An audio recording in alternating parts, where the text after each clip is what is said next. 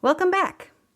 We're so glad you could join us forever and ever or at least for part 2 of our fashion episode.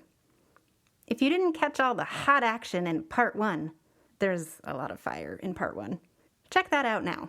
If you've already listened to part 1 and have steeled yourself for all the blood, guts, gore, and maybe some rocking back and forth in a fetal position that's coming up next, we are pleased to present you with part 2.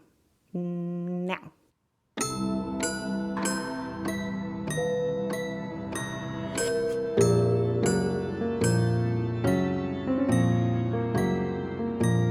Death Party! While the structure of garments can add stress to the body, as in the example of overstarched collars, or act like a fiery circus hoop of death, as in the example of crinolines, I like how many times we are referencing the circus. they can also be composed of materials that are hazardous to the wearer's health. Again, as in the example of crinolines. Right. If you learn nothing else from this, just be real careful when you wear a crinoline. Just know that everything can kill you. Those things especially are just little death traps. So I think it's safe to say that it's common knowledge these days that asbestos is bad for one's health. Sure. However, asbestos as a material for use in fabric has been in existence since the ancient Greeks and Romans were struck by its mystical fire-resistant properties. Not spooky, Oh. just Yeah, there you go. All right. This wonder material popped up a few more times throughout the years before being extracted from mines during the Industrial Revolution. And we all know how the Industrial Revolution worked out for workers and other blue-collar people. They got jobs. They got themselves some jobs, some great health care, and everyone was real happy and healthy and well-fed. Until they died, like 4 months later. Yeah, but that's fodder for another episode. You may be wondering, and who worked these mines to extract this precious and highly toxic material? I was wondering. Well, men, of course. Of course. But also thousands of women and children, What? That's a terrible idea. right? Children are tiny. They can't carry very much at all. Oh. And they complain a ton. Yeah, that's kind of not where I thought you were going with that. Oh. But technically accurate? Right. So, in addition to mining duties, they also spun the raw asbestos fibers into cloth. This meant the fibers ended up being inhaled, which led to scarred lung tissue, chronic shortness of breath, increased cancer risk, and, of course, the reason for the season, death. You're gonna hear the door slam in a minute here, and that will be my lungs exiting the building. I can feel them curling up into little balls as you speak. Is it because all the asbestos fibers are just whipping around in there and Yes. clinging to your porous, delicious lungs? You. It's visceral. That's how I roll. Before I was just full of sandwiches, and that was fine, and now it's asbestos, and I need a minute. If death by asbestos sounds like an old-timey way to meet the Reaper, you might be surprised to know that a woman's 2012 death was attributed to washing her husband's asbestos-covered overalls decades prior. Cause of death? Mesothelioma. Sadly, the only surprising thing about that is that someone is still doing their laundry by hand in 2012. The way that corporations put profits over human life is still sadly in fashion. Yeah, well, I think that the way that it was worded decades prior was like she had probably been washing her husband's overalls in the 60s or whatever. And then she stopped. But it took that long to catch up with her. Okay. But I'm not entirely sure because I didn't find any more information on that woman in particular. I mean, chances are there's been a lot of asbestos-related deaths in recent years Yeah. because the world is amazing. It's a great place. We should all enjoy every day that we have in it. Soak up those minutes while you got them, folks. You should just make the absolute most of your life because it's the best thing that's ever going to happen to you. Eat dessert first. Eat it with a tablespoon. Forget that teaspoon bullshit. I mean, I guess if the options are burned to death because your skirt is big enough to hold a picnic on, or lung cancer because you're tired of burning to death, maybe the cancer. Though, I mean, can they just wear pants? Maybe. You cannot. Not in the Victorian era, you can't. Nah. That'll be the death of your social life. Oh. On the topic of burning to death, Victorians had so much fun combining chemicals and seeing what would happen. It's amazing there were any left. Not chemicals. Victorians. Oh, yeah. If it wasn't getting their entire zip code of a skirt caught in the fireplace or dancing too close to a candle at the theater, entire theaters were known to burn down after the ballerinas' organza dresses lit up one by one in a cascade of fiery puffs. No. Yeah, so by 1859, they had an official order to use dresses that were less flammable, but they weren't as pretty, so sometimes they just didn't. Yeah, I do see the logic there. That pans out. Yeah, there was a really famous ballerina, and she went up like a torch. Oh. But if it wasn't their clothing catching fire, then often it was the combs that women would put into their hair. After Alexander Parks invented a new celluloid substitute for tortoiseshell and ivory that was so volatile that it would burst into flames near any heat source. Ooh, seems like a bad invention. Right?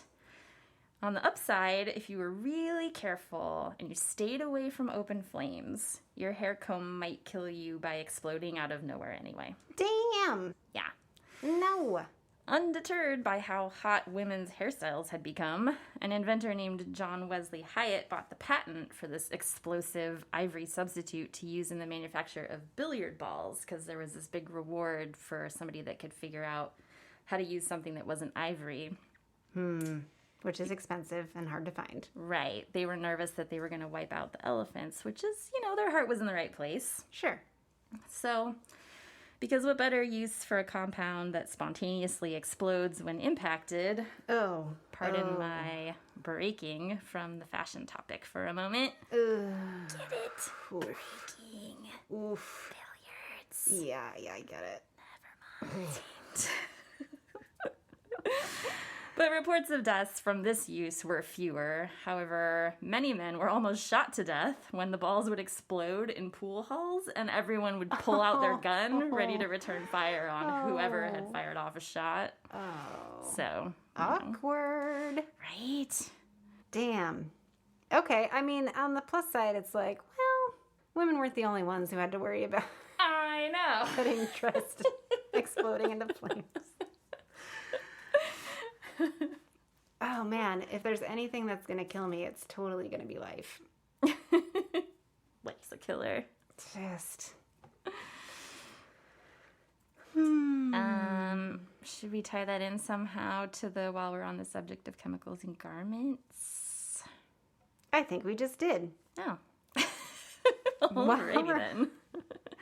While we're on the subject of chemicals in garments, it's worth noting that plenty of chemicals are still used in modern times. Is it because we're so good at sciencing that we're only using the friendliest, helpfulest, nicest chemicals? Yeah. No. Oh. No, it's not. Oh. So go ahead and ruminate on how many things we knowingly use in our everyday lives that can be lethal with, say, overexposure, looking at you, tanning beds, or improper use. Don't even get me started on electric knives. What? Wrinkle-free garments or dry-cleaned clothes processed by a conventional dry cleaner contribute to air and water pollution, which contributes to death. Death. Just keep going. The dry cleaning solvent perchloroethylene, shortened to PERC, is linked to breast cancer, liver and kidney damage, and can rub off your skin if you wear clothes that have been cleaned with it. Rub off on your skin. What did I say? Rub off your skin. And can rub your skin just sloughs off. It's Disgusting. You're just walking around, waiting in line to check out at CVS, and it's just like... just a puddle of it on the floor. All of your skin just slides off in one sheet. Damn it. Oh. And you thought that dry cleaning bill was bad. Wait till you see your doctor. Perk is a much higher risk to the dry cleaner themselves, as consistent exposure gives the chemical time to accumulate. Mental note. While we're on the subject of cleaning your clothes, unwashed secondhand clothes, i.e. from thrift stores, my fave, could mean exposure to scabies, No. tuberculosis, No. radioactivity, What? ringworm, or, possibly worst of all, skin infections where your skin just sloughs off. Ah. It's kind of like STD transmission, but instead of no glove, no love, it's more like no wash, put the kibosh. Or something. Good try. Moving on. No wash, your skin will slosh onto the floor. In skid marks. Ew! I didn't even think this one was going to be that gross, but we didn't even talk about lead fucking face makeup. We didn't talk about the radium stuff. A whole other episode for makeup. This is the intro episode for the new and unsure listener who's like, maybe I want to try this one out. This is us toning it down. Not to just keep bringing it back to the Victorian era. Well, I guess it was probably before and after as well, but this one is just straight bonkers. They were really into chemicals, and they were creating all kinds of new things, and radium was new on the scene, and people would just put it in all kinds of things, particularly on their watch faces, because it was dim, it was lit by candlelight or gaslight, and it was hard to see, so having a fancy watch that glowed in the dark made it easy to tell time, and it was fashionable and new. Oh, yeah, I want one of those. Right? Sounds great. But the women working in watch factories were told it was harmless, so they didn't wear protective gear at all. Yeah, I have a feeling it wasn't harmless. Right. They were also encouraged to put their paintbrushes in their mouths to fine-tune the tip of the brush, and they would eat the effing radium in the process. Oh. I like how I'm like, can you believe that shit? Like, I didn't do exactly the same thing with my paintbrushes until a couple years ago when I realized I'm sensitive to latex. How do they taste, though? Gross, but I was lazy and I didn't want to get up and go to the sink to rinse them out. They were really tiny paintbrushes for the record. It wasn't like shoving an entire, like, furniture paintbrush in my mouth. But I mean, every trip to the sink means risking tripping over your crinoline, so why would you even... And if you're in a hurry, like, your paint's gonna dry and then you can't blend it right. So it was just, it was like here and there. Ugh. And it wasn't radium. What a travesty. So. Who could be bothered? My time is precious. Precious. Let me poison myself with paint. Make it count. Right. Flashing forward 20 years from now, we find out old age is just from ingesting acrylic paint. No. I see you next week and I'm like 90 years old. My hair's all gray. Even though I keep dyeing it turquoise, it just immediately turns gray again because I keep eating paint. But these factory women also painted it in their hair and on their teeth when they were messing around with each other. They would chase each other around the factory with like big glowing smiles in the dark. Like, hijinks. It's all fun and games until you get radium poisoning and die. Yeah. Which, I mean, I am probably not above the hair one, to be honest. That would look so good. That would be pretty cool. Go out dancing. You're like, yeah, you see me. But the owners of the company, of course, and the scientists who formulated this stuff all knew the deadly effects, and they wore protective gear and used tongs and denied claims that it was dangerous until many people had died from it. Weird coincidence. Right? If you want nightmares, look up radium jaw. But don't say I didn't warn you. I can never unsee. It's terrible. Radium jaw. I assume it's not just like a real cute, glowy jaw. Let's just say it is and not Google. Don't Google it, people. Don't do it. Unless you really want to torture yourself. Unless you're gross. And if you're gross, you know you're gross, and you're fine with it, and we're fine with it, and you can Google it. It's real gross. All right, we've talked about garments that can catch fire. Right. Blow you into life-threatening danger. Yes. Suffocate you. Give you infections or cancer. What's left? How about killer shoes? Ooh, that sounds like a good movie. Did they make a sequel? That sounds like an even better movie. Nobody puts killer shoes in a corner. And then the shoes fight their way out of the corner. It's like that killer car movie. Was it Christine? Right, but it's just a pair of high heel shoes like running down the street and karate kicking people in the face. That would be terrifying. I'd be like, there's an invisible ghost sex worker and she is pissed. Anyone that wants to help fund our new movie, Killer Shoes. Now soliciting investors. High-heeled footwear dates back to the 14th century. So now I'm just like over analyzing everything I do, and it's a lot of fun. I love being a anxious person 1,000% of the fucking time. Even the lowest things make me so anxious.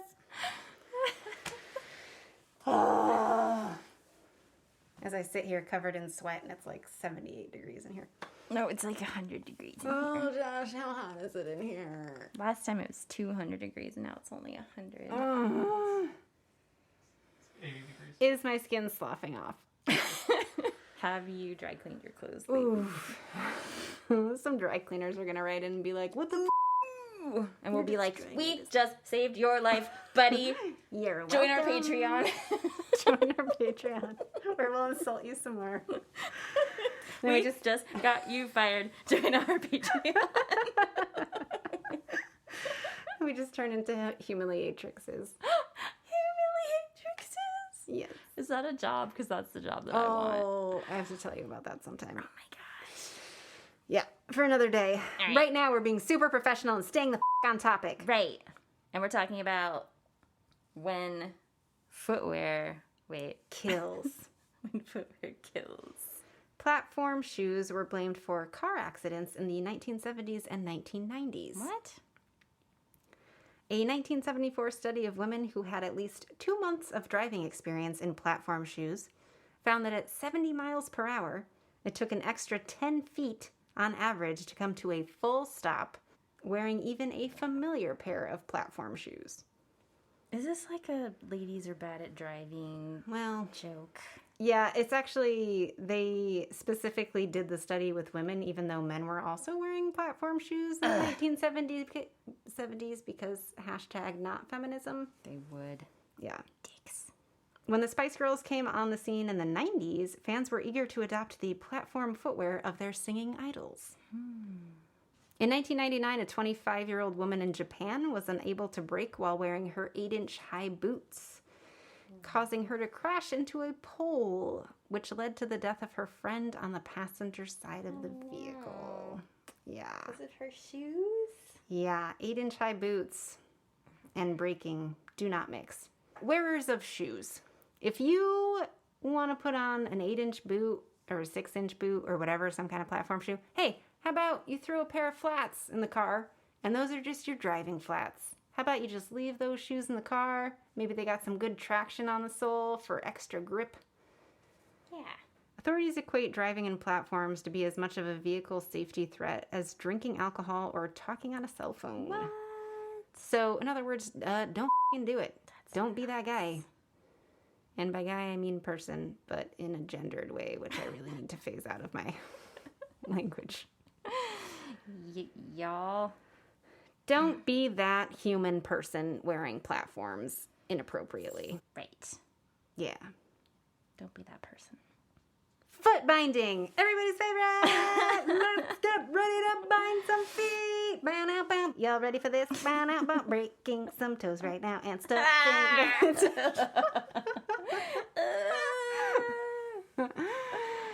We've mostly talked about Victorian era trends because there were quite a few of them. Because I'm obsessed. Yeah, Faye's a big fan. So you might have noticed a trend in these women's fashions of just securing things up real tight and Suck it in, sister. sucking it in, slimming it down, but never exercising. Never, let's not worry about exercising. Let's just put some more muslin on it and go out. Oh, that was another one actually, was muslin dresses were a thing for a while. Oh, right. And then you'd sprinkle some water on it before you went out so that you'd get that like, oh, I just got out of the water and my clothes are so clingy. Can you see anything? Right. Kind of a look. And then They were trying to look like those Greek statues where the cloth was all... yeah, Yeah. clingy and revealing to their feminine silhouettes. Right. And then they'd catch pneumonia and die. Yes. So you could say that backfired. You could say that. I could say it front fire.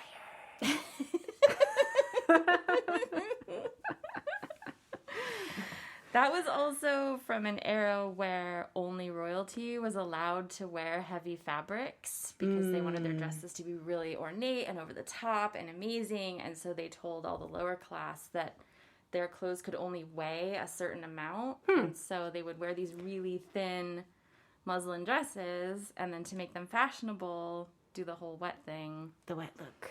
And then, yeah, get sick and die because exposure, hello. The wet look became the dead look. Literally. Dead wet. So what else wasn't I can't say it. hanging Yeah. out? So in similar fashion, you may be familiar with the practice of foot binding in China. Oh, yes. I remember reading about it in a high school book, The Good Earth, maybe. But yeah, I had to read this book in high school that dealt with foot binding, and I was just like, what? This is a thing? And people did this? Like, Ugh. voluntarily? Legend has it that foot binding was inspired by a 10th century court dancer named Yao Niang? Yao Niang. Let's go with that pronunciation. Who bound her feet into the shape of a new moon. That's pretty. Sounds pretty cute, but as we will find out, the execution was a bit less cute.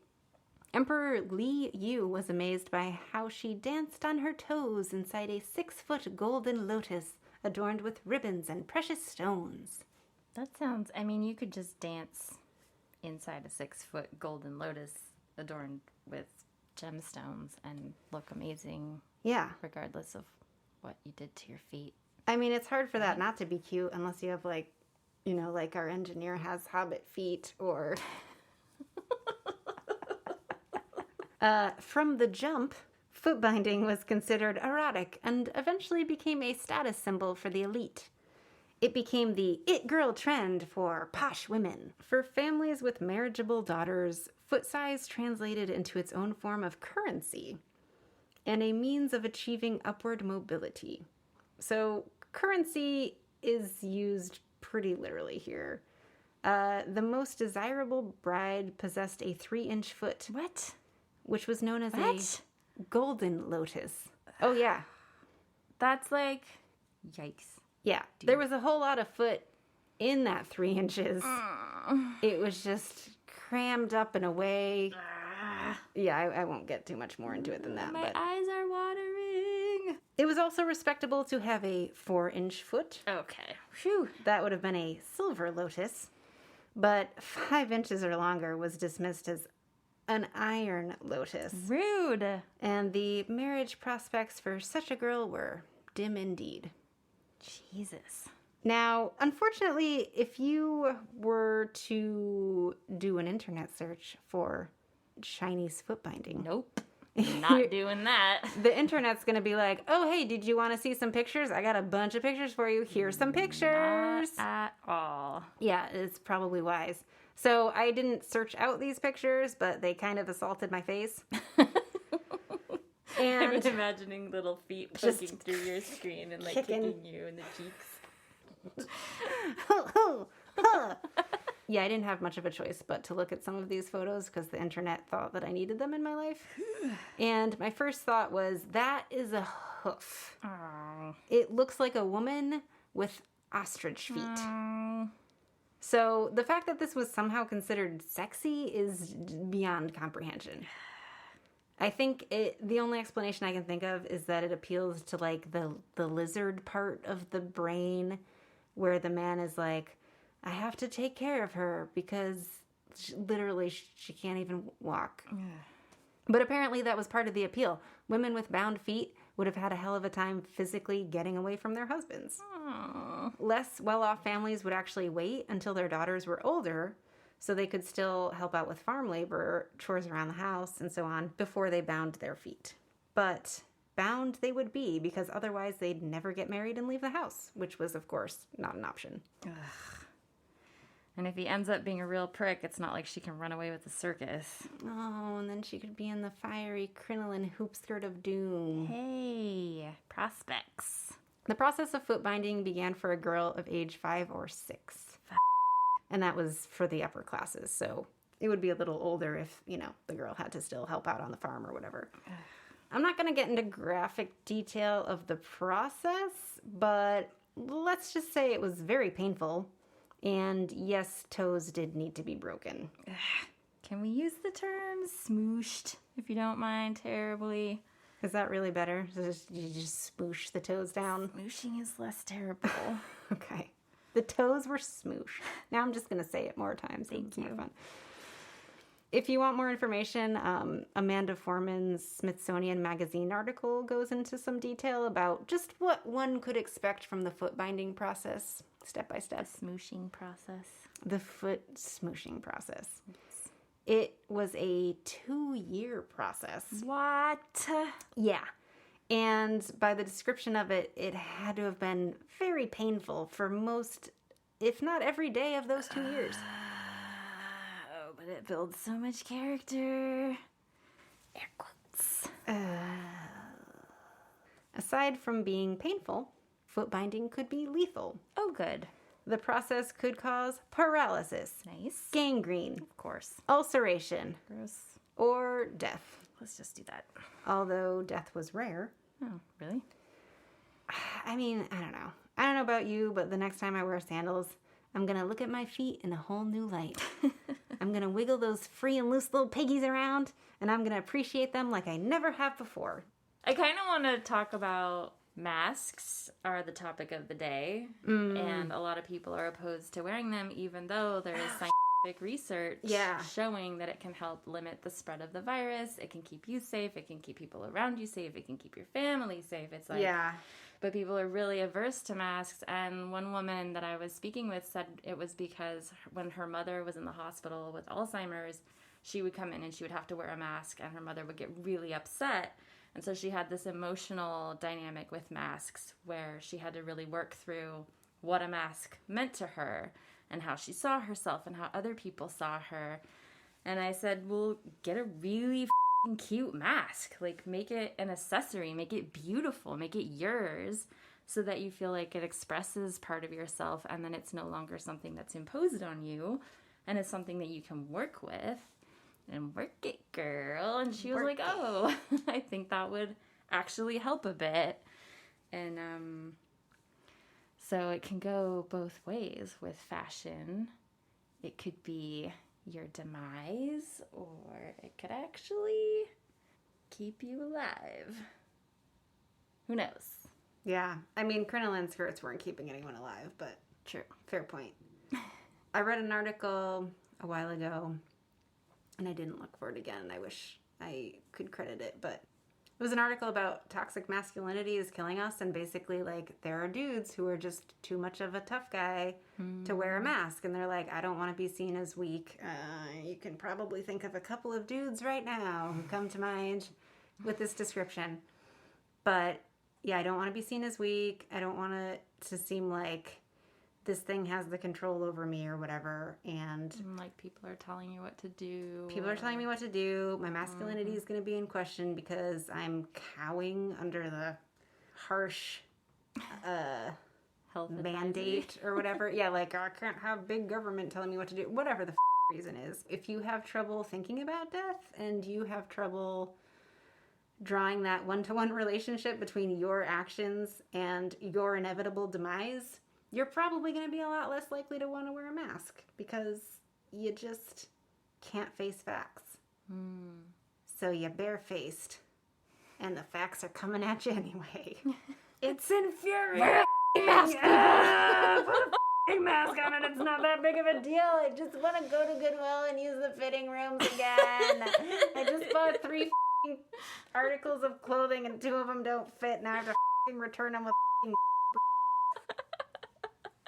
Lastly, we reflect on what these trends reveal about our innate fear of dying. Hint: we'd rather dress for a party in a way that will kill us than worry about whether we should rethink our clothing choices, because they could kill us. Yay, fashion! Yay! This episode's research really inspired me to look into nudist colonies.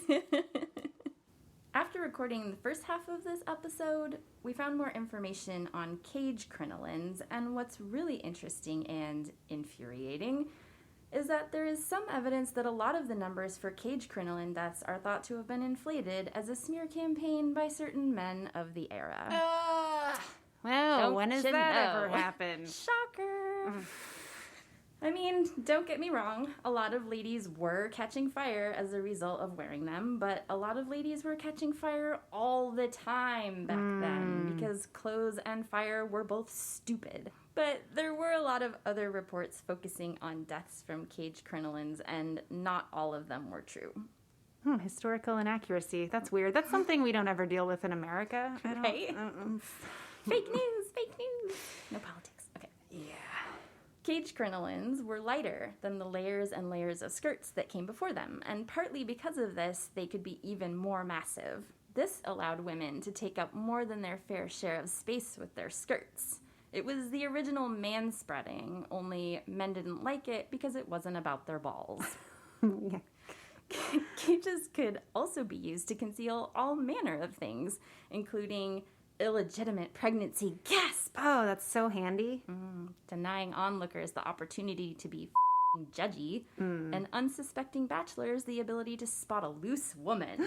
The horror! You gotta advertise one way or another. You can't just go around with a sign that says, "I'm a loose woman." Want to know what I'm getting out of this deal? Sadly. Some women, trying to avoid being taxed to death, also use their cage crinolines to smuggle merchandise, such as tobacco, alcohol, or even meat. What? Beneath their skirts. What? You heard it. Meat. Which is why we call women's legs hams today. Oh. Do we call legs hams? I actually have a friend who was told by a total stranger on the street that she had 2 fine hams Oh, see? in her pants. That must be where this comes from. Maybe he was a time traveler. Got some nice hams under that crinoline. That happened, though. One entrepreneur was caught with a whole f***ing ham hock up her skirt, up her cage. Oh my God.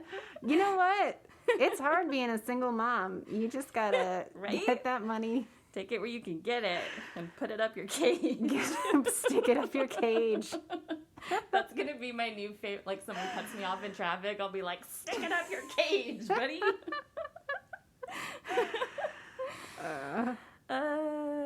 Another made the papers by getting caught with 12 partridges jammed under her skirt. Oh, and a partridge in a pear tree? The pear tree was sadly missing. Oh. And yet another was recorded attempting to smuggle 5 pounds of cigars, 9 pounds of tobacco, What? a 1/4 pound of tea, a woman after my own heart, and half a gallon of gin. 15 pounds of shit. She knew how to throw a party. What? How did they keep it under there, though? I think they would tie it to the rungs of the cage, and it would just hang underneath. And there was no indication. Okay, did Sherlock Holmes get, like, invented around this time? Because he would have been like, judging by the dragging angle of your skirt and how it's basically like a foot of it is on the ground getting torn away. The trail of meat juice, like a snail coming out from underneath the skirts. All the cats in town are just following. Like the stray dogs are just like, There were actually accounts as well of animals getting trapped under the cages. Oh. There were women out in a field and like a grouse or something got startled and it ran under her dress and then she got startled and she fell over and it smothered the bird. Oh, no. So they got to eat it for dinner. Yeah, that's true. Yeah. It's a raw deal for the bird, but Right. if it hadn't been scared in the first place. But hey, waste not, want not. As you might imagine, certain people were not fans of all this lewd behavior and were very vocal about it in the publications of the time in an attempt to get them out of the picture and ladies back in their place. Their place being at home, beside the stove, and on fire. Oh. I'm starting to see both sides of this wacko fashion trend and why it would have been appealing. Mm-hmm. Not to mention that historically, ladies have been completely screwed over in the pockets department. Only a quarter of my pants even have pockets. Damn the patriarchy. I They knew took my it. pockets. The ones that do are so small that I suspect the designers think I'm still carrying a pocket watch. Like, what am I going to fit in there? It's ridiculous. Are they big enough for condoms? That's all you need. Oh, that's what they're for. It all makes sense now. That's the only thing a woman ever I'm needs. gonna have to start carrying around a bunch of condoms because that's the only thing that'll fit in my pocket. All we're good for. Men want to know why us ladies carry around purses big enough to hide a small child. It's because we can't find a pocket on our clothing bigger than a lipstick tube to save our lives. Yeah, remember that men wearing women's jeans trend and how short-lived that was? There was nowhere to put your keys. Yeah. Now you know our pain. Where do people expect us to keep all our tampons and maxi pads and other secret, gross, and magical lady supplies like car keys? What? I don't have any of that stuff. I can't even drive a car. My husband won't let me. Get back by the stove and catch fire already. Yes, sir. I'm tempted to get a cage crinoline just so I have somewhere to put stuff that doesn't throw out my shoulder. But I guess in light of this additional information, I can understand why women of the time were enamored with these things. They were literally willing to risk death to stop being weighed down, to take up public space, to find out if their man was good in the sack before getting tied down, and to smuggle a little meat here and there. Who doesn't want all of that? Sold. So, okay, there's a point where they don't know, right, that radium is toxic, or they don't know that cyanide is bad for you, or whatever it is, but there comes a point where it starts to like hit the funny pages and people are talking about it and drawing skeletons waltzing in gowns and things like that. So at that point, people know, and at that point, a lot of people stop whatever it is, but some people don't. Mm-hmm. How is that a thing? Well, sometimes it's the companies trying to make the money, like asbestos manufacturers don't want you to know that asbestos is carcinogenic and Right. And, you know, big tobacco doesn't want you to know that their product causes cancer. Mm-hmm. I mean, I'm really wary. I don't go through the scanners at the airport because I'm just like, they're too new. I'm that paranoid too. Are you really? Yes. I think a lot of people think I'm insane because I'm the only one. I mean, we both will bypass them. Yeah, I'll wait there for like 20 minutes for somebody to feel me up rather than go through that crazy thing. Oh, yeah. No, I don't trust that for nothing. Yeah. Better to go out with a bang, like a celluloid billiard ball, than to waste away Click, clack, boom. like someone touching arsenic wallpaper. I think I mentioned Brene Brown last time, but I can't remember if it was in her books. She's a sociologist, and she's done a lot of research on a lot of interesting things. One of her books was about shame. I can't remember if it was her or somewhere else, but there's this idea that being a social outcast from a group that you want to be part of, being shunned by them is more painful mentally than the fear of experiencing physical pain. Right. Basically, we'll do anything that we can to avoid being the odd person out. Even if that means putting ourselves in mortal danger by wearing and fiery hoops of death. Aww. So be nice to each other. Just don't be a bully. God, don't be a mean girl. Like, invite that person over so they don't set themselves on fire. Yeah. She's trying real hard. She's not that weird or normal or whatever it is that, whatever the reason is you're ostracizing them. You might find out you have a lot in common. I'm not assuming that you're ostracizing anyone. You're a good person. I didn't mean to judge you. Wow. And there goes half our audience of 4. 2 people just walked right out of this podcast. I'm trying to save lives over here. It's for the greater good. People are setting themselves on fire. We covered a lot of violent, graphic, and disgusting fashion trends. Indeed.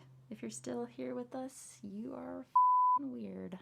Yeah, I mean, I think if you're still here with us at this point, you're in it for the long haul. Hi, friend. Hey, buddy. So good to see you. And that's a wrap. Love us or hate us. Send Faye all the hate mail. Send me all your hate mail. Or, feel ambivalent. I'm not going to tell you what to do. Spread your wings, fly, dream your big dreams. I'm going to build a little house out of hate mail. Oh, waterproof it, and then, try to get insurance coverage, which will be a real bitch, because it's flammable. Speaking of flammable... I'll just coat it in toxic chemicals that are non-flammable. Wait, you're so old school. So you're literally thinking about printing out the emails of the hate mail. Oh, yeah. How else would you build a house out of them? Because we don't have no P.O. box. Ain't nobody sending us letters. I have a printer. We love you. Send us hate mail. You're the best. Send Faye hate mail. Bye. If you like us, if we haven't traumatized you yet, if you want more of our bizarre dad joke brand of whatever this is, then help us help you get more of what you want by giving us a 5-star review wherever you listen to podcasts. And tell your friends. If they're as weird as you are, they might like us too. If you want to join our Facebook group to find other weirdos like you, or follow our Facebook page or Instagram, we're on all of those at Death Party Podcast. And we're on Twitter at Death Party Pod, just to be difficult. If you want to email us your amazing idea for an episode, love letters, hate mail, fan art, or your soul, you're not really using it anyway, you can send those to us at deathpartypodcast@gmail.com. Bye! Bye!